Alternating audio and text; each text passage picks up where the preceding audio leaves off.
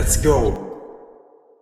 Hey D1 fam, we're here on our next episode of the Team Spotlight series. We have Ryan here. Ryan, how are you today? Doing great. Good. We're excited to have you.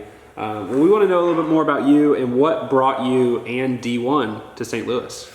Oh man, well, it all started with the marriage to my fantastic wife, Megan. She's from here, born and raised.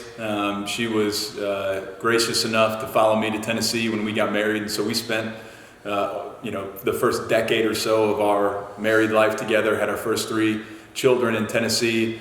And as our kids got older, we just had a pull and a feeling like we wanted to be closer to family. So my family being in Chicago and hers being here in St. Louis, we decided that we wanted to come to St. Louis. So when we did that, for that almost entire 10-year period that Megan and I had been married, D1 was an integral part of our life. I had been either an employee, a member, I had led Bible studies, just all kinds of stuff at D1. It was just a significant part of my life.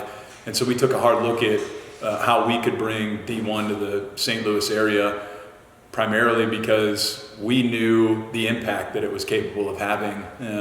It had had it in our life. We had seen a community be built around it, and we wanted to do the same here. So it really just started with our experience there in Nashville, where D1 was founded, my relationship with the D1 CEO, Will Bartholomew, and kind of grew from there.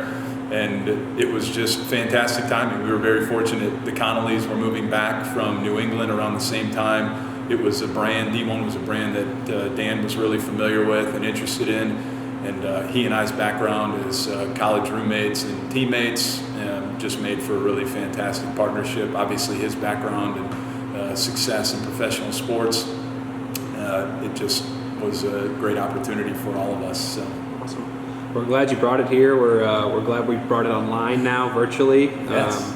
Spread that a little bit further outside of St. Louis. Yeah. Tell us something about you that would surprise us. Oh man, well, I think if I was to think of maybe the most fantastic thing, just as far as kind of crazy thing that's happened to me. So I moved to Nashville originally to play arena football. My desire was to make it to the NFL, and I didn't make it quite that far, but I was able to play professionally for a handful of seasons for a team called the Nashville Cats. It was an arena football team down in Nashville, Tennessee. And my rookie year, the team was actually owned by Tim McGraw.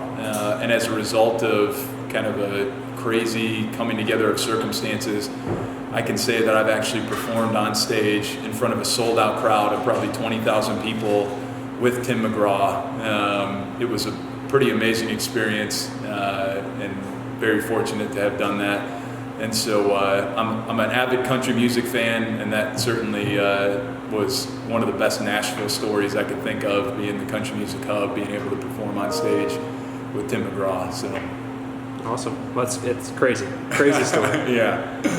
Well, we're thankful for you. We're thankful for the team, and we can't wait to get back in here. Yeah, me too.